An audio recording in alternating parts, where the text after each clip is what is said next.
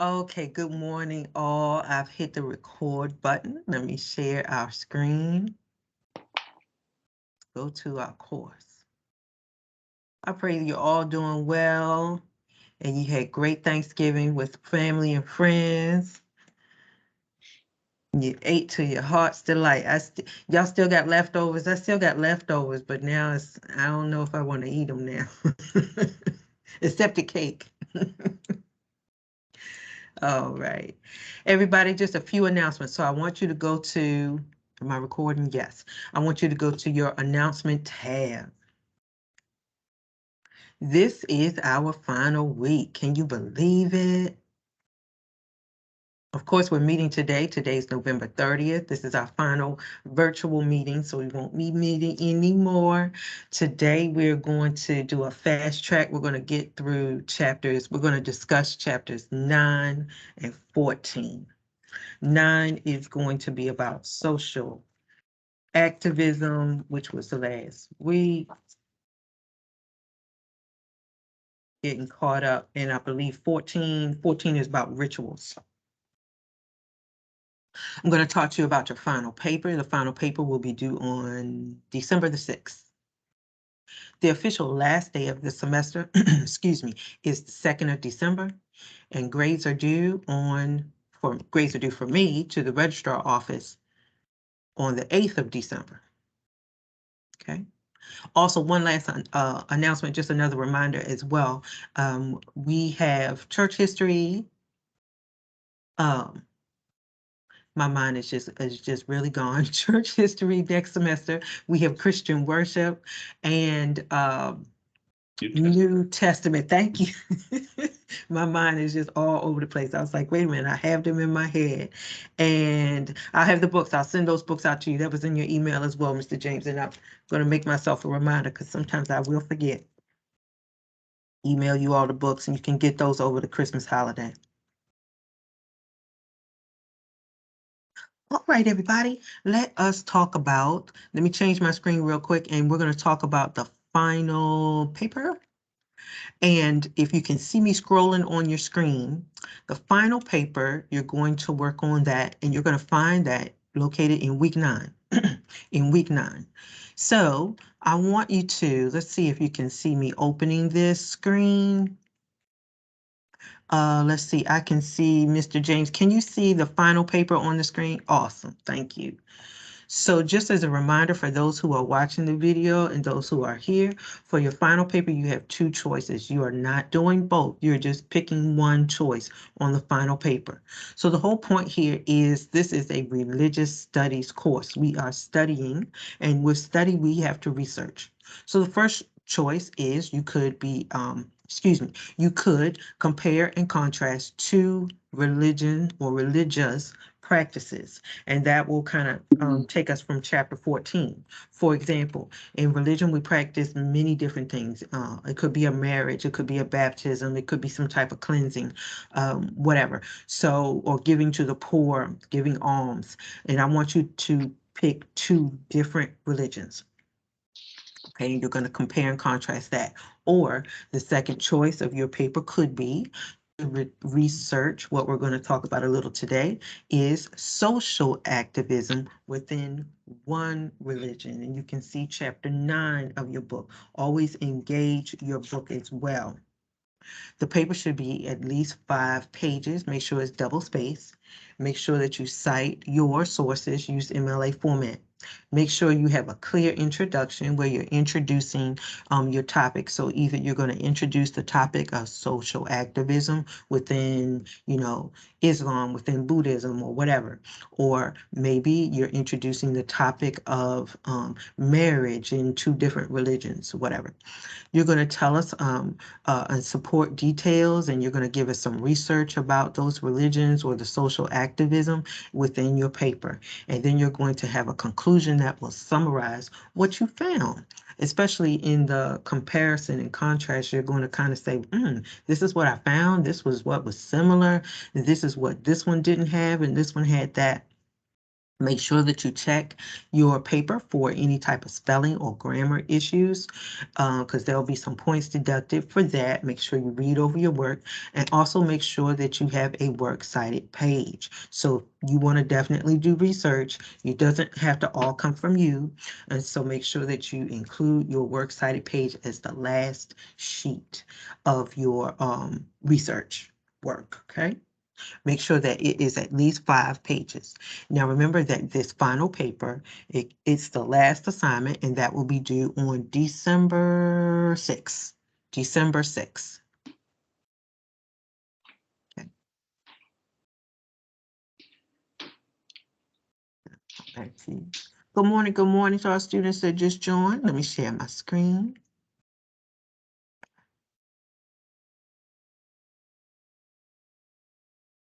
All right, now I'm getting back. I'm going to pull up our lesson. Any questions for me as I'm transitioning?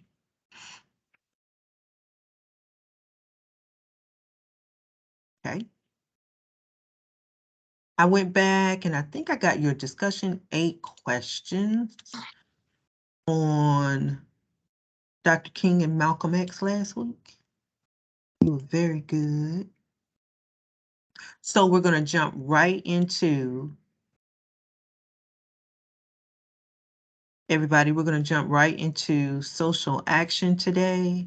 And we are going to kind of do a little fast track because we want to touch on chapter 9, and we still got to touch on chapter 14 today. So if you're with me, you have your text with you. I'm in chapter 9, and that begins on page, I believe it's page 115.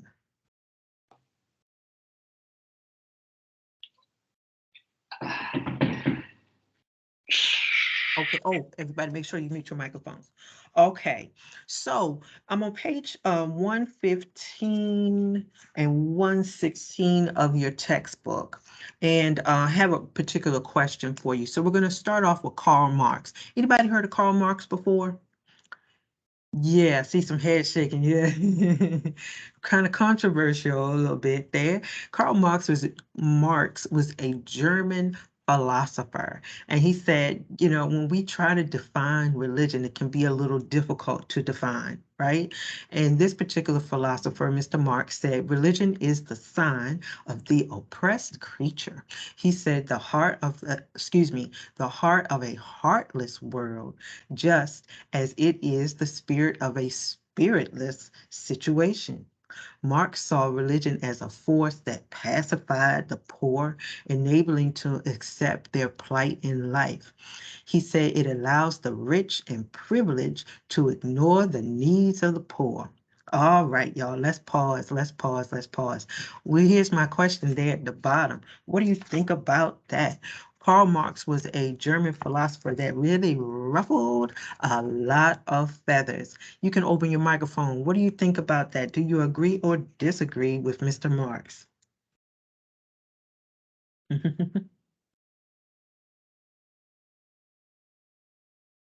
He said, now I took issue with this. Look at the first bullet point.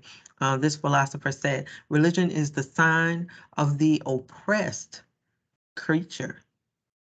And I was like, really, Mr. Marx? Why does somebody need to be oppressed to follow or need religion? In my opinion, and these are, you know, we're sharing our opinions. It's a way in which somebody wants to live their life. It may help them to understand life better. It may strengthen them through the practices and rituals in which they follow.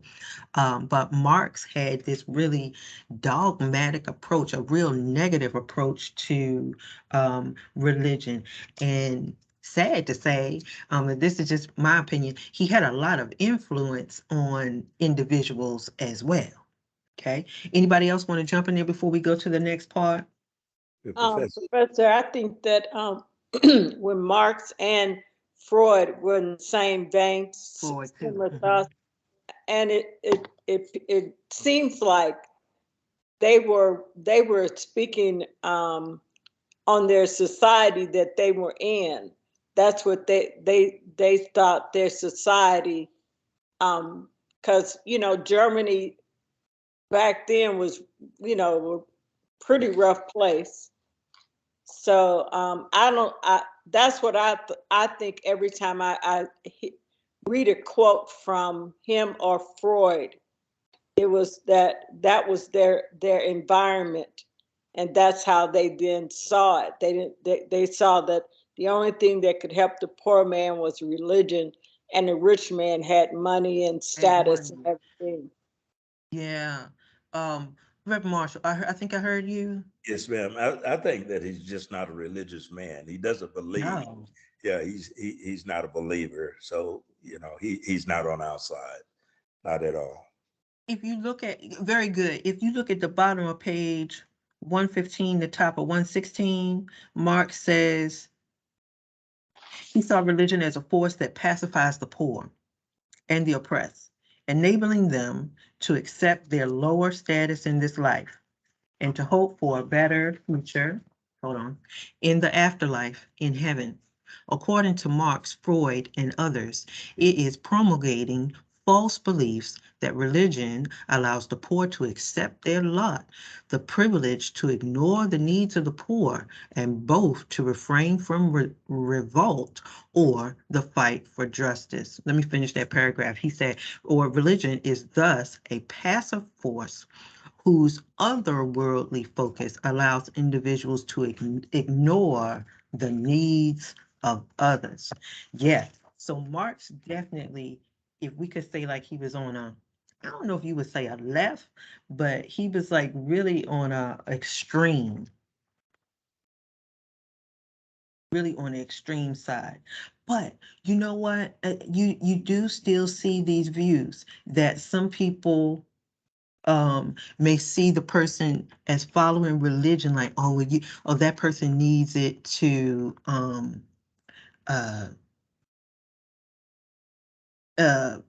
kind of get through life. So like what he was talking about here, to accept their lower status in life. And that we may have definitely have our personal opinions about that. And if you see right down at the bottom of 115, the top of 116, we've seen this sometimes be used the wrong way, like the religion is for like later, the future, the like heaven. But we know it's not just later, it's later and now, okay, to help us get through the present. Okay. All right, let's get back.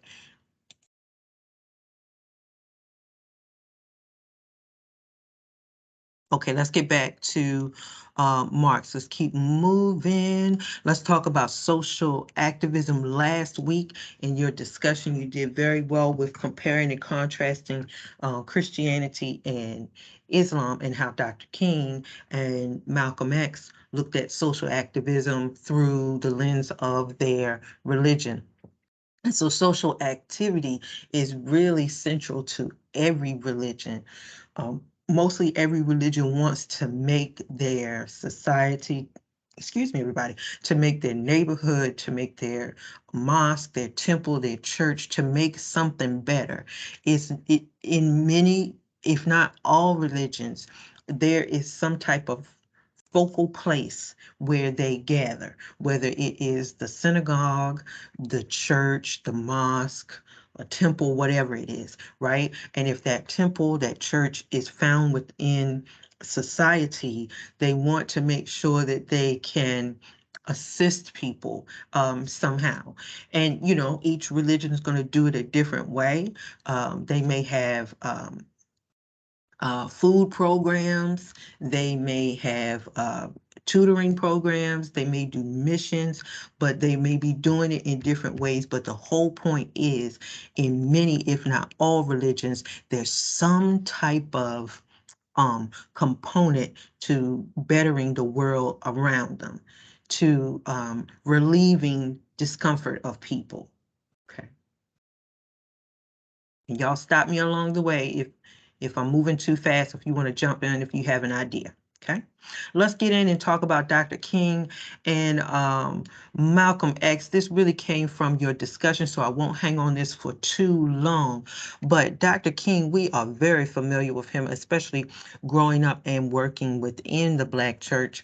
We see that Dr. King's theology really helped him to understand and to hone his craft and to really hone his calling in social action. But it's really interesting, and this is kind of where I want to focus today.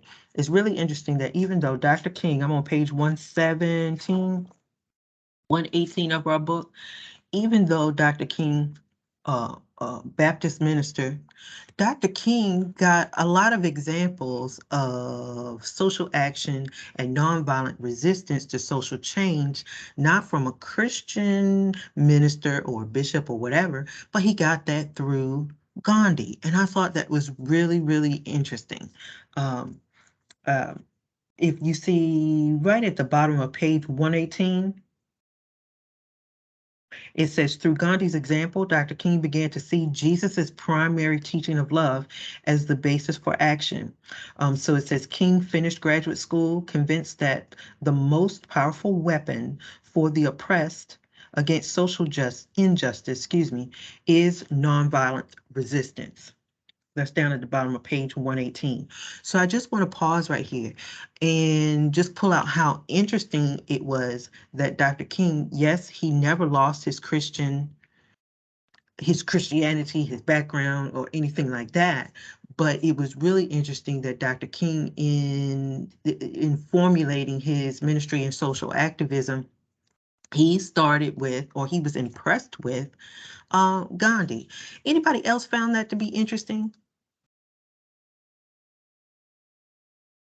And not that, and I don't want to not Christianity, not that he wasn't using Old or New Testament examples, because we know that he was, because you heard it all in his sermons. But I thought that that was very interesting how Dr. King, staunch Christian, also took those examples from a non-Christian leader.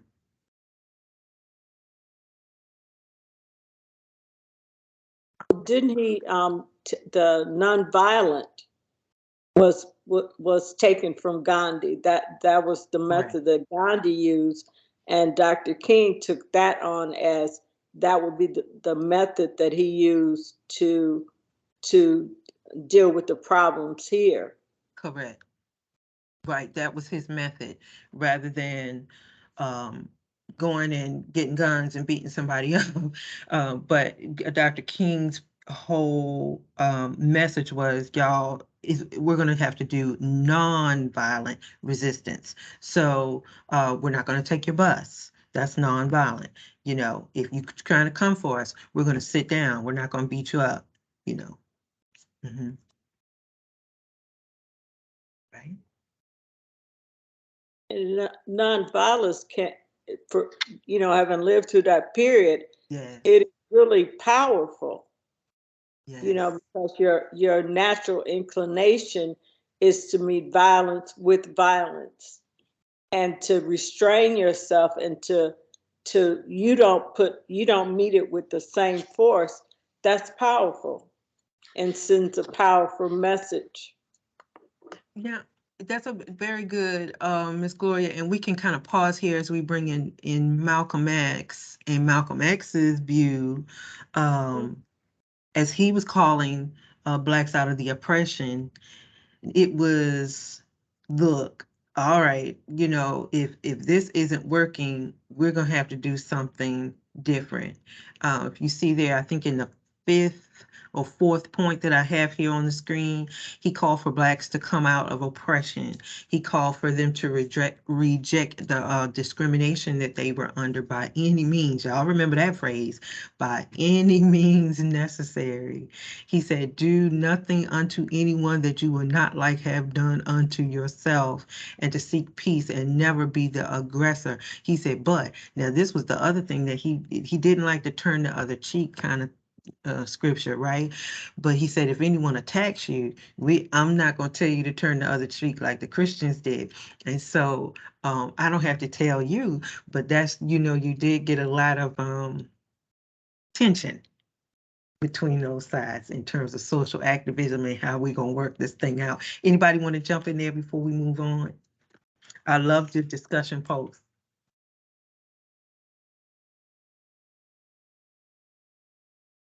Okay. I loved your discussion post, and your discussion post really brought in the work of King and Malcolm X. And both were about the same thing, but had different ways to do it. So I want to highlight real quick in Hinduism before we go on to chapter 14, because I recognize we're on a time crunch here. We're talking about social change. And remember, social activism should be in every religion. So the religion wants to help the person, but also should be helping society as well. Vinoba Bhave, if you see this on the top of page 127. So now we're talking about social activism, but we're talking about it more so in the Hindu religion, in Hinduism. Now, the interesting thing about Hinduism as opposed to Christianity or Islam, Judaism, is that there is not a central leader. There's not even a central text, a sacred text like the Bible or the Quran. And there is not a particular central list of practices. So it can make it a little bit different for us outsiders. So there are 4 core beliefs that you're going to see on the right-hand side. And I'm going to focus on the third one. 4 core beliefs. And their beliefs are a belief in the underlying unity of all life. Okay, so I want you to focus on that, underlining unity of all life. 2, they have a belief that reality and one's soul are one and the same. 3, they have a belief in certain rules and values concerning social order, duty, and responsibility. That's what they call Dharma. And then they have a belief, this is on page 127, a belief in a cosmic law of cause and effect. Okay, so let's just pause real quick before we go on anymore. As we're talking about Hinduism, and Gandhi would fall under here, serving here as well. All right, look at bullet point 3, look at bullet point 1. So when we look at Hinduism and social change, social activism and helping the world around us, a belief in the underlying unity of all life. Now, we may not understand all of the religion, we may not practice it, but what does that say to you? Look at that first bullet point. What does that say to you in there and the Hindus' thought of life? Thought To me, about it means that we're all connected. we're We're all all, connected. we're all connected. Every human being is, one is just like the other one. I mean, hey, my eyes function just like a Korean eyes, white people eyes. Everything has the same function. We just have a different color. That kind of thing. That's all. That's it. That's it. Very good. Thank you. Thank you, Mr. Lester. Same thing here. They're saying, look, and so you could see that the Hindus are really going to go after the thought of we're all in this together. You don't have any more than me. And if I do, I'm going to help you out. We're all related. We're all united. We're all in this thing together. So it's not just one the haves and the have-nots. So they're not going to go for that. But Professor, Mhm. Yes. Professor, one of the things that sort of presents a conflict for me with this bullet point, as well as number 3, was that up until some years ago, a few decades ago, Hinduism supported the caste system, and there was no movement between the caste system. You couldn't marry out within the system. The level that you were born in, you were expected to maintain these principles, but within that caste system in which you were in. Yeah. And even in this reality, they believe that because of not karma, but the dharma, Dharma. that whatever you did, it would be returned to you in your next life. There was a continuing cycle of Karma. life That's karma. and death, Yeah. and life and death. But yet you were forever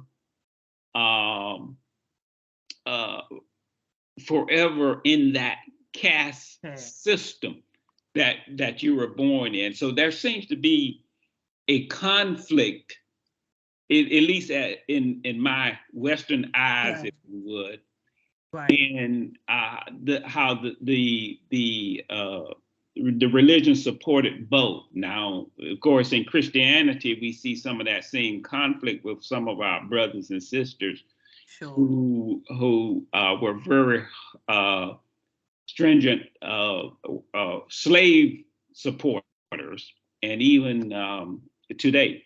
So sometimes you have these conflicts, I believe, in what the religion says and what is practicing, and how some of those effects play out.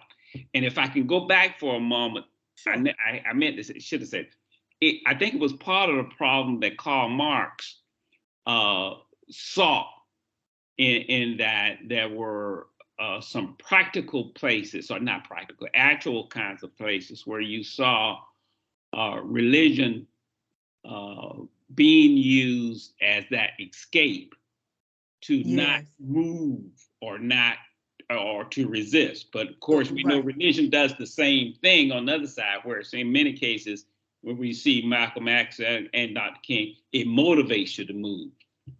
And sure, we can bring up many examples where it has been used, where religion has been used to oppress. Right. Mm-hmm, mm-hmm. But Which it shouldn't I was be. saying, that was one of that conflict, sort of as I've read more about Hinduism, sort of how some in cases getting out of that. Now, of course, in India, the caste system now is gone.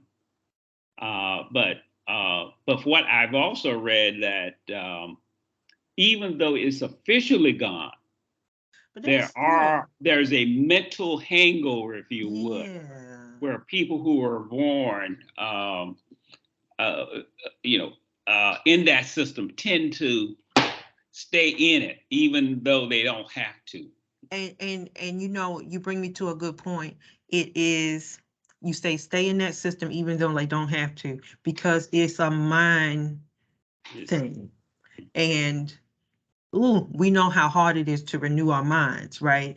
And to say, you know what, I do deserve better, or I do deserve that degree, or I do deserve this, that, and that. And it is okay to go after it and to get out of whatever, the bad situation is. Very good. That's a good point there. As I transition, and then I'm gonna go to 14. I know we're short on time. That Dharma, did you see on page 127, Dharma? A belief in Yeah. certain rules and values concerning social order, duty, responsibility. Excuse me. So in Hinduism, and I thought that this was interesting, and I'm gonna bring it back to Christianity, and we're gonna stop here. That they have certain rules regarding their duty, their responsibility to society.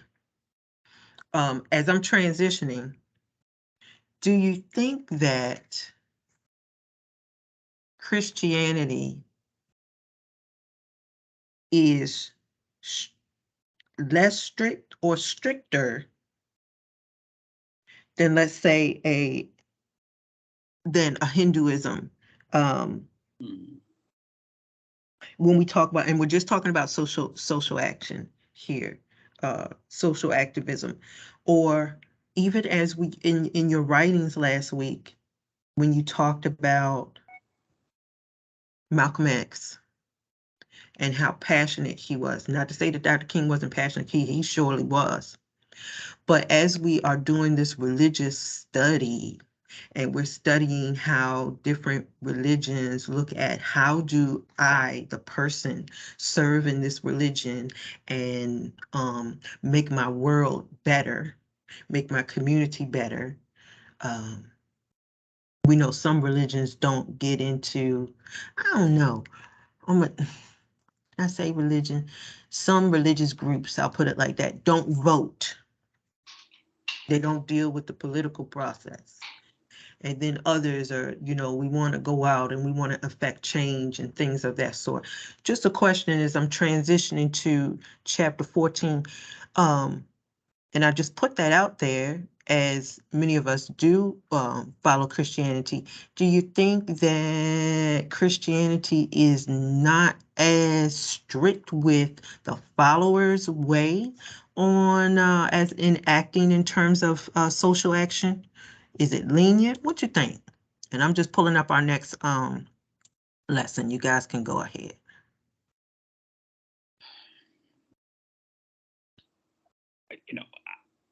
I don't think it's necessary. I think Christianity presents a great example, particularly if you follower of Jesus in being socially active.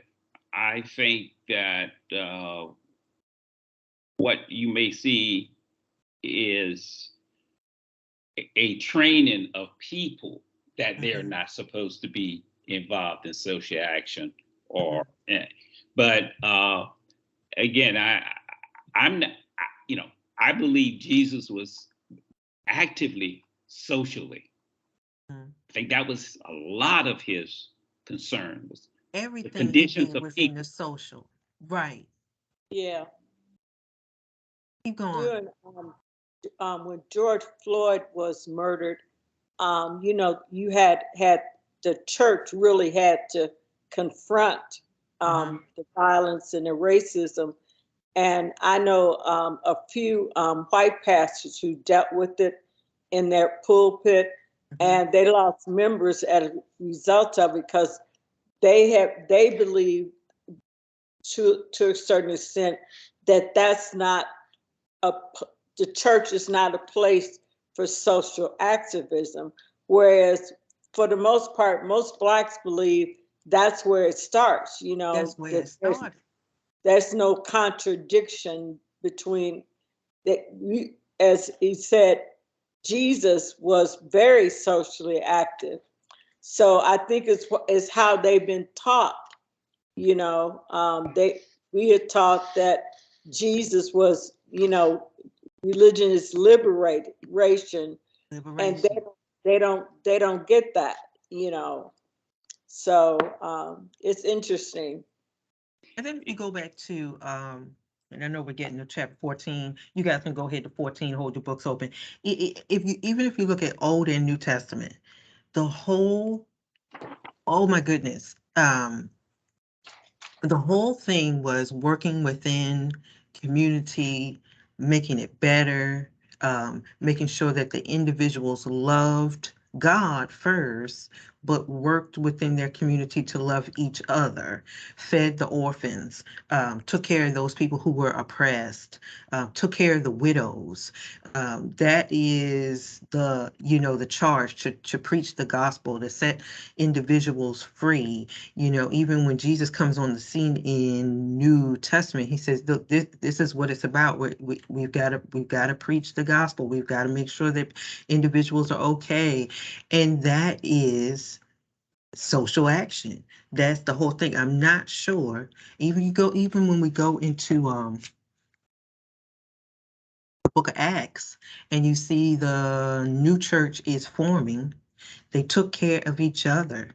Okay, you don't have a horse, well, I'm gonna give you a horse. And you see countless stories in Old and New Testament, but especially in the New Testament when Jesus is there, countless stories and parables, or what's the parable when the neighbor comes to your door, if your neighbor's asking for bread or what, give it to him. He didn't say, oh, are you on that program? Are you on WIC, or are you on this or something? You know, Jesus didn't say they need to have a certain income. He said, give it to them. And so that's social action right there. I do agree with you. I think we are in a day and time where we have fallen away from it, but I think we are picking it up, unfortunately, through those sad occasions of, you know, a George Floyd, the Trayvon Martin case, those things like that that really jolt us to get back and get right in our community and make it better. But Professor, I know we got to go, but You're can fine, I go say ahead. something too also that I think puzzles me a little bit? But I believe that one of the things that occurred in our country with Christianity during slavery, I believe that there were segments of the church, particularly our white brothers and sisters, who had to reconcile this their role of Christianity and the support of slavery.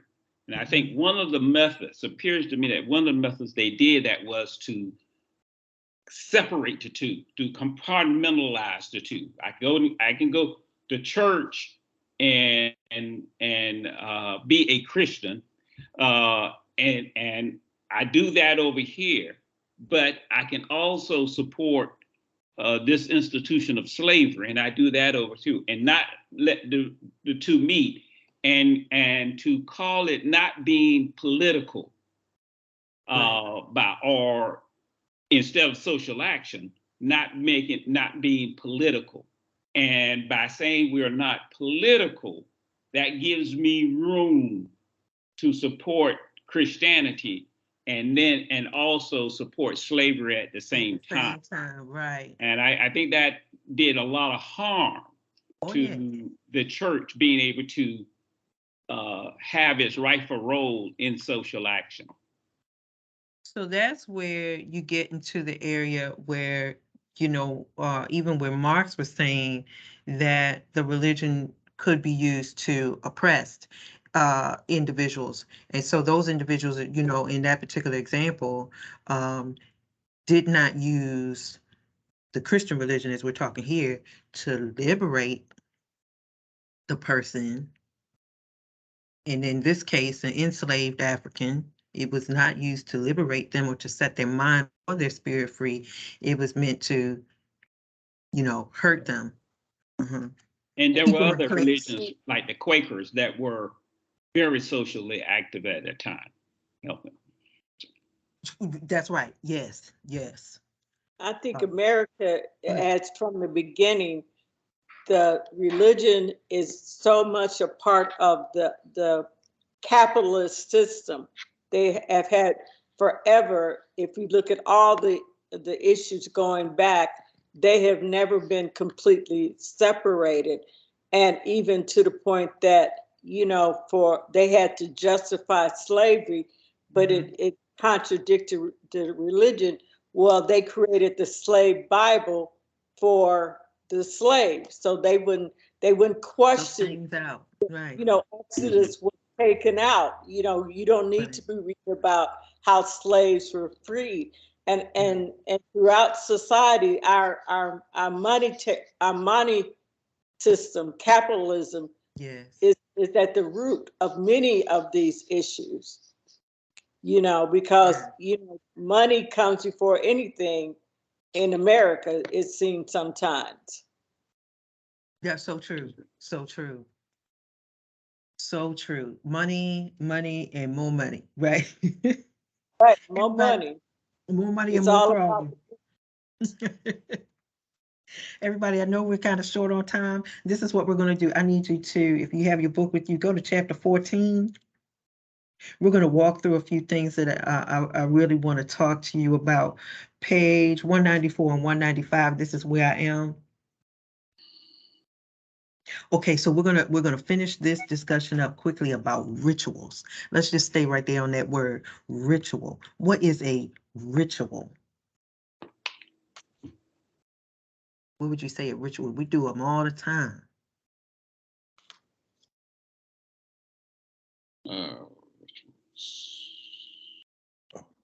Professor, religious act. a religious act.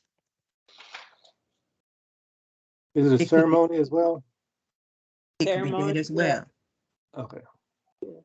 So through it could be an act with individuals.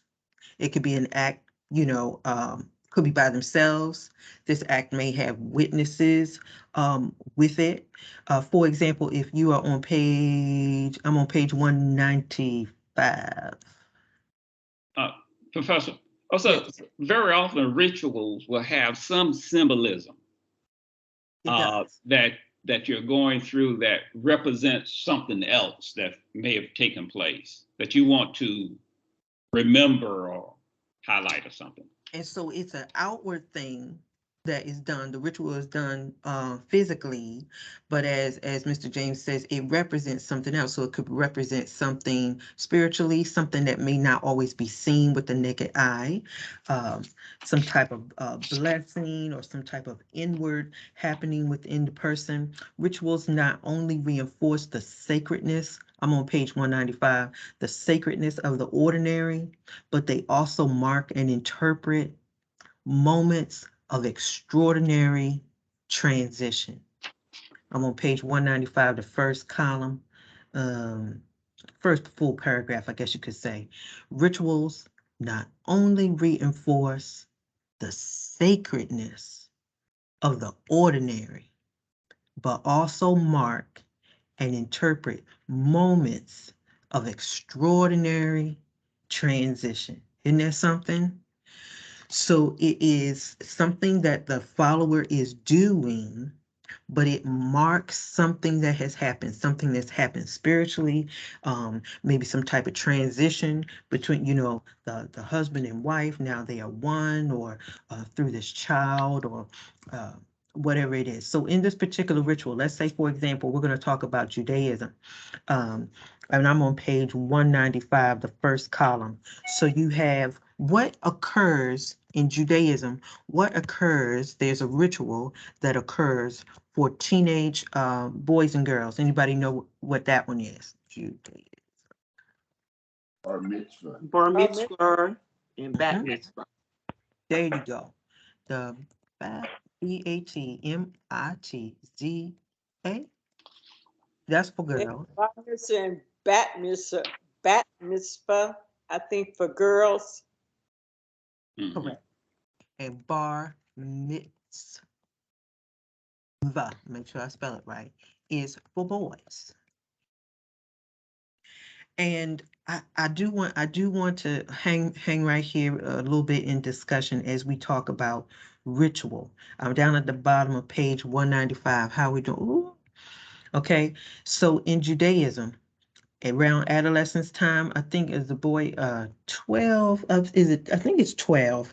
Again, in adolescence, the children celebrate their bar mitzvah for boy or bat mitzvah for girls, and are acknowledged as full members of the adult community of faith.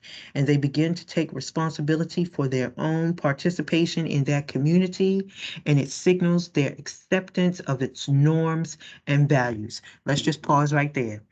So we're studying Judaism. Okay, so there is like a rite of passage or a ritual for boys and girls during the adolescent period. And I think we had an example of this. Y'all remember the example when we talked about sacred text, and I showed y'all the video of the young lady, and she was reading, she was chanting the Torah with her parents. Okay, it was so beautiful. Let's do a little compare and contrast. And so at that particular time in Judaism, the teenage young lady or the teenage young man is brought before their synagogue. They go through an extensive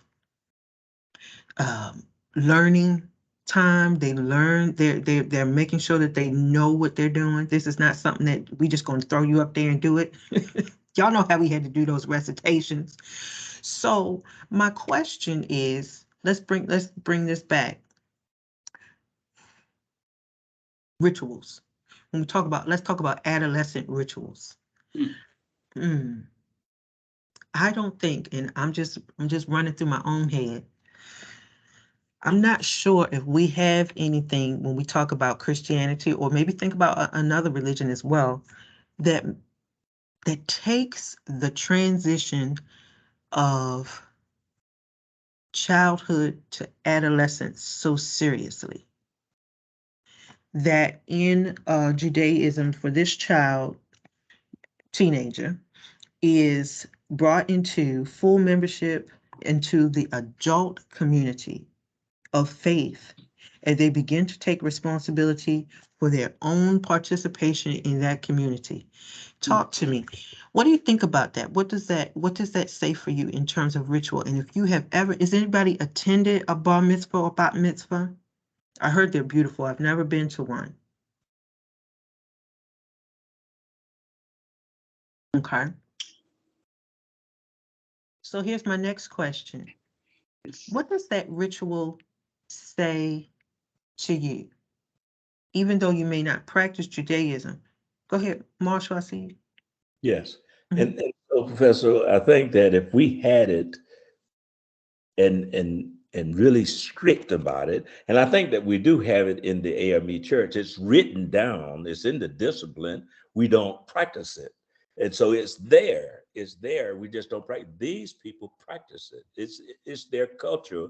They look forward to being 16 because I'm going to go to my, Bar with mitzvah. us, we have a 16 birthday party for our little girls or little boys and stuff like that, but it's not a religious thing like these No. people.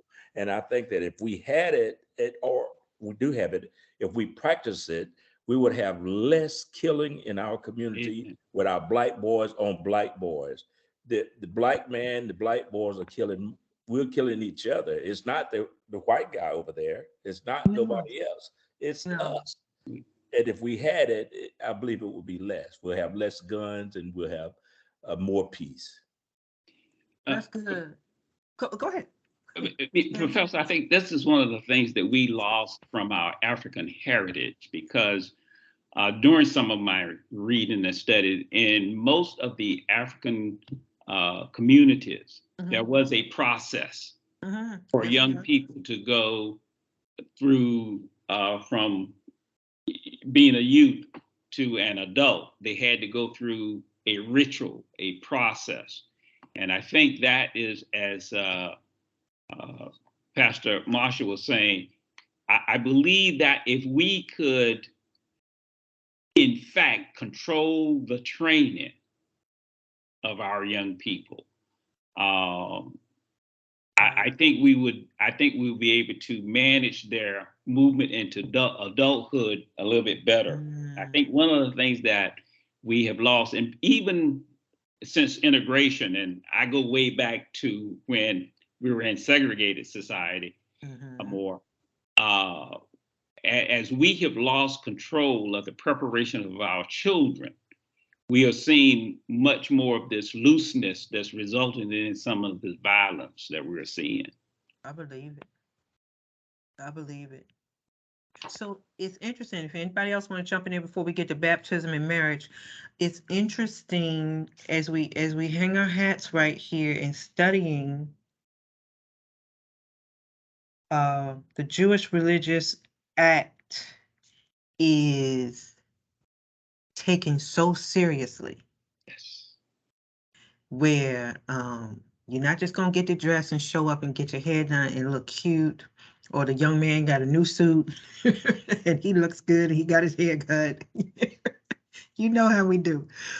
But it is meant, remember, the ritual on that first full paragraph, the ritual not only reinforces the sacredness of the ordinary of our everyday lives, but it's that second part, but marks and interprets moments of extraordinary transition. So it shows that this child is no longer a child, but is moving and is expected to do certain things. I think that's another thing too.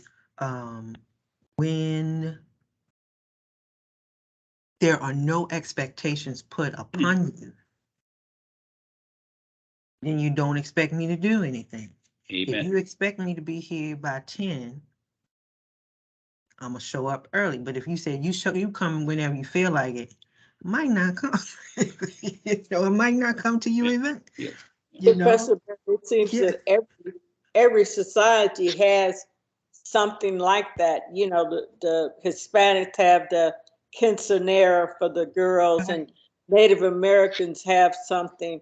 I remember when I was in school, the Catholics Okay. were let out early to go to catechism. Page 195. Yep. They went to catechism once a week, and the public schools let them. I didn't go to Catholic school. I was in public school. They let them go out early to go to catechism, and so it seems that everybody, just about every culture, has something to mark from childhood to adulthood. But us, we I guess we didn't. I don't know. We didn't value it. Did value it. And as Mr. James said, we left it. We left it. I don't know Yeah. where we left it. Maybe we left it on the plantation, but it needs to be. But it's there, as Reverend Marshall said, it's there. And we set up these things and we had these programs and well, we could go on forever. I know. Okay, it's 11:52. Okay, baptism, I put that in here. Baptism, confirmation. I'm on the bottom of page 195. Those are rituals. Holy matrimony, marriage. That's a ritual. That's a ritual. With whatever religion it is. So you have these two individuals that are coming together in marriage, and remember that definition of ritual. I keep going back. It reinforces the sacredness of the ordinary. So you got two ordinary people, two humans who walking down the aisle or whatever we did. And interprets moments of extraordinary transition. And after those two individuals said, I do, and all of those things, in that ritual, in that moment, those two individuals became one. Isn't that awesome? So that's what, when we talk about ritual, it can just be a routine looking thing. Like on the outside, it's just like, okay, these are just people. But no, there is something, I want to say in my definition, supernaturally happening within that person or people. Okay. I know we're moving fast. I apologize, y'all. I do want to also talk about prayer. Go to page 196.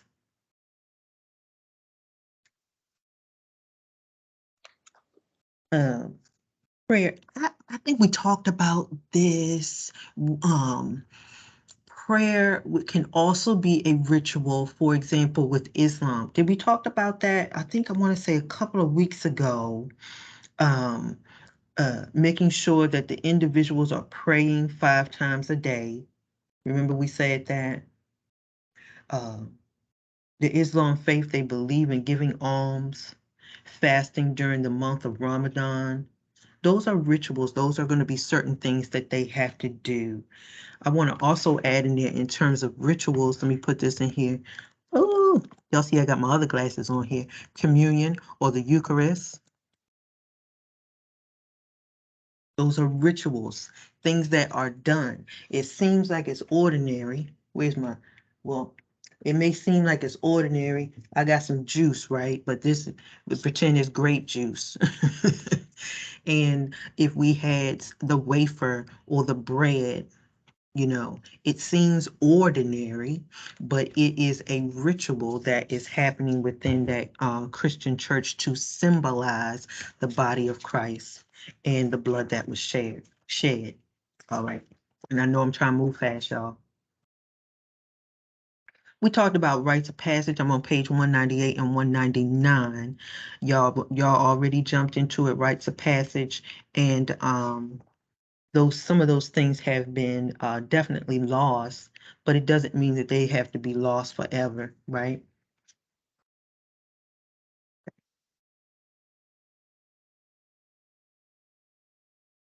All right. I want you to head down to page 205, and I know I'm moving fast, but just want to make sure that I kind of hit a few things here. All right, I do want to talk about the body, and I want to talk about speech, okay, before we go. So in a ritual act, I'm on page 205.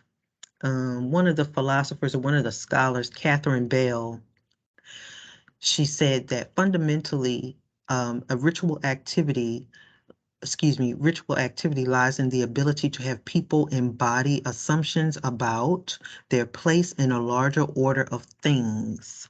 So ritual acts are going to require that we do something physically.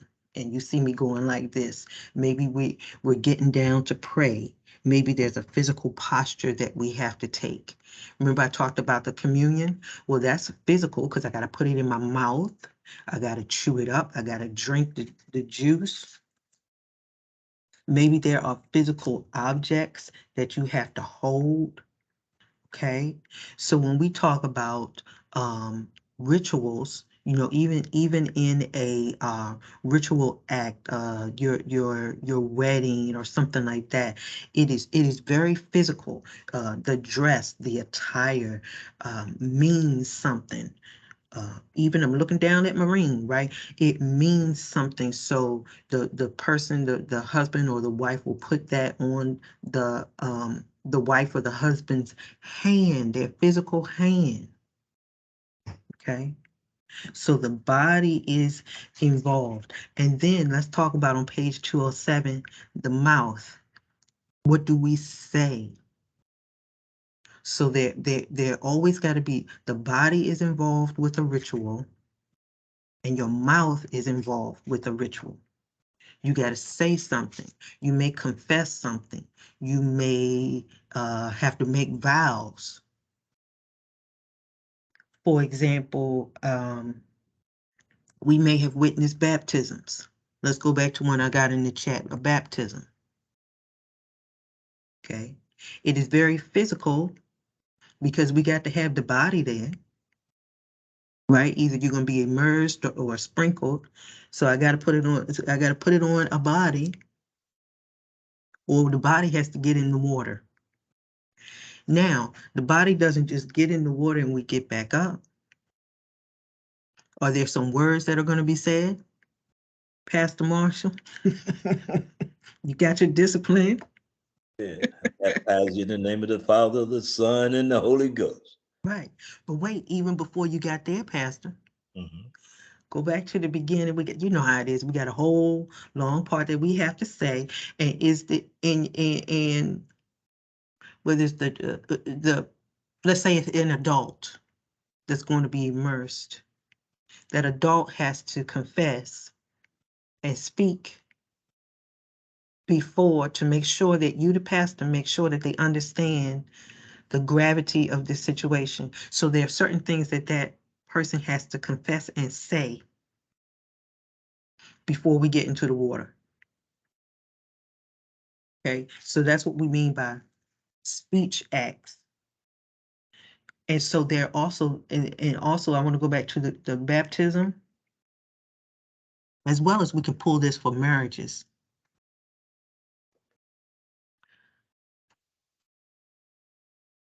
How do I say this? We need people. We need witnesses. Now, you could baptize somebody all by themselves, but many times, ones that I've been to, we're at church. Those church members serve as witnesses, or the parents are there to say, this is what we're going to do, and we are being held accountable. At the wedding, y'all been to many a wedding, right? And those people who are sitting in the audience are saying, we witnessing this, and we're going to help them. We're going to pray for them. We're not just watching just to get a good meal. Okay.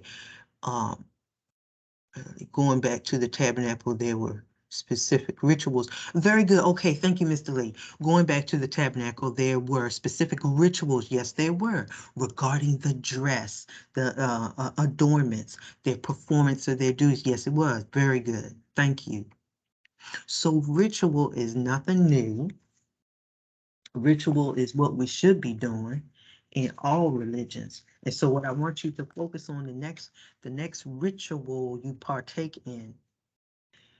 Pay attention to the community, pay attention how you're using your body, pay attention to your speech acts, because something has to be said. Oh, we're coming up on First Sunday. So if you're going to have communion on Sunday, pastors and members, we just don't get our juice and drink it. There's a whole R word ritual that has to be done. I know I'm getting long-winded. Those who are pastors and you're ordained, so you have your elements. You have your wafers, or some churches may use actual bread, or you may have your grape juice. You know, I don't know if some churches still using wine, but the elders will do what with that before Consecrated. consecrated, and that is I want to say like a pre-ritual. Many times we don't even know it's been consecrated because it has already been prepared before it came out to us sitting in the congregation. And so as Pastor Marshall will tell you that those wine or juice, most churches use juice or your wafers or your actual bread, have been consecrated. So there was a speech act that the pastor or minister had to say over those elements, physical act. And remember those physical objects. We need the bread, we need the juice. Okay. We're not just having communion with nothing. Right? Okay, I know that was a lot. Any questions? Any questions? Y'all, we could go into so much more. Let me do this real quick. And I apologize for not adding this big ritual: burials, funerals. I do apologize for not adding that in. That's, if not one of the biggest ones, right? That gives us so much, even though it's sad, it can give us peace. It can give us clarity on the afterlife of salvation or whatever. But this is on page 202. Think about burial rites and what is said over the casket, or what may be said over the body as the body is being committed to the ground. So I do apologize. I forgot to add that in there. Anything else? Anything else? Here on page 207. I mean, 207. 207. The last paragraph here. I mean, I've been a Mason for a long time. We have a lot of rituals. We have rituals all the time. Yes. You know, our burial ceremony is different. And but there's the thing that we're talking about with our race, and some things that we don't have in it that other people have, and that they're devoted to it. We don't have a lot of devotion and a lot of things that go on. But if we did, say like it's been, we never. I can't think of the last. It must have been 3 or 4 years, but we don't get young men. We don't get any young men gravitating to masonry anymore. We don't get that, but it can do so much for them, because it's done so much for me and everybody that I'm associated with, and all of us we have made it, so to speak. We have been successful in so many ways, and we could pass that on, we could pass the torch on, but we don't get that. We don't get anybody interested, That's a very good point, and I think that would be very valuable to young men Yeah. Very valuable. A sense of It's community. Bible based. It's Bible based, Christian based. So, yeah. That's right. My godfather was amazing. I got another good friend of mine. He's amazing. Yeah. Professor, can I say this? I Yes, know you can. we're about to leave, and Mhm. some of the rituals that we do, some take it more serious than others. And I was just going to about the ring. With this ring, I went the and stuff, and I saw you take yours off quickly and put it back on, and so me and Paul did it again. And so I've never taken mine off. I've been married for 29 years, but I saw my wife take hers off immediately and had this guy clean her diamonds and all that. Oh, oh, you taking it off? What you doing? You know, I took it more serious than she did. And she, oh, I'm just getting it clean and stuff Yeah. like that. But Yeah. she took the band off. I can understand the diamonds, but she took the band off. And I've never taken mine off. And so I took it more serious than she. And I see that you don't mind taking yours off. Yeah, I take it off when I put like lotion and because I don't like to get all the lotion in it. Yeah. But and then guess what? When I got fat, Pastor Marshall, when ladies have these babies and they swell our fingers out, I had to get a new one because I couldn't fit the other one. Finger was looking like sausages. Yes, sir. But we're so thankful. And Freddie, yeah, Freddie's amazing. 28 years. Thank you for sharing that. Anything else?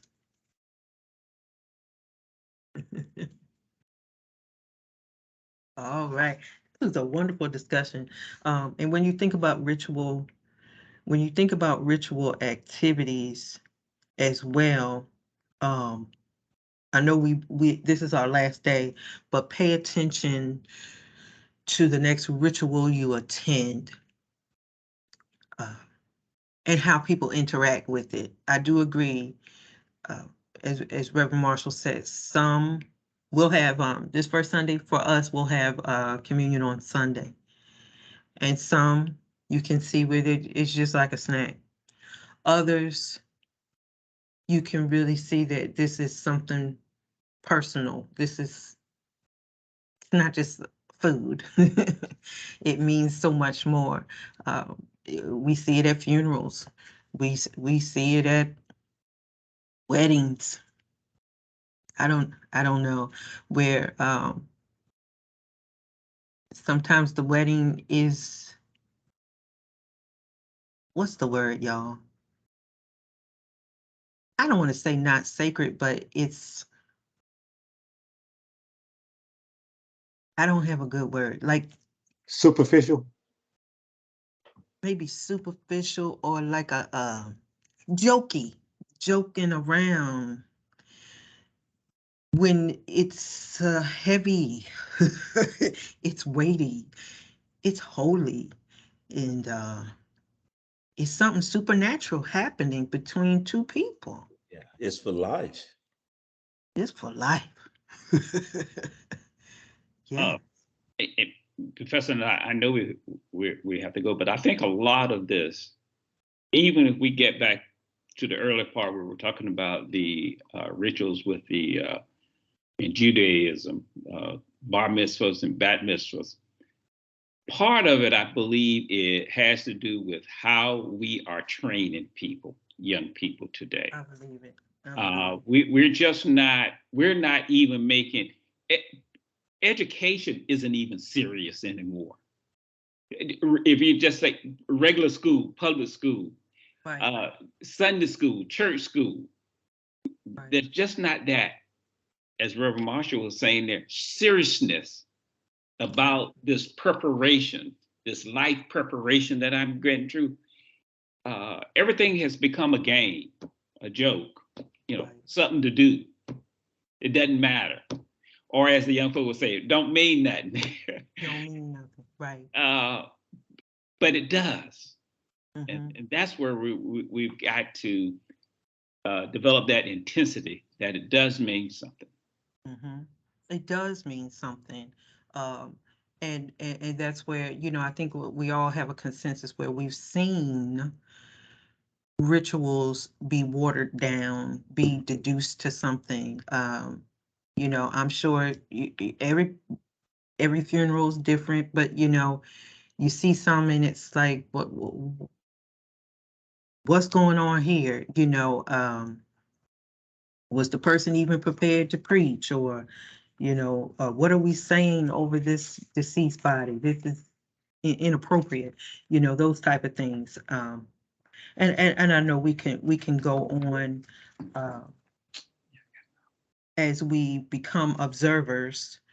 Don't put down the tools that we have picked up about observing and studying religion. Okay. All right. So I know some folks got to go, but this was still good discussion. Thank you so much for a wonderful and rich semester. I'm still here, so let me know if you need anything. And so for the Thursday, folks, I'll see you tomorrow. What's tomorrow's date? The 30th. No, it's not. The 1st. December 1st. First. December 1st tomorrow. All right. See you later. All Professor. right. You be blessed and make sure you work on the papers due on the 6th. Okay. See you tomorrow. Bye-bye. Have a good one.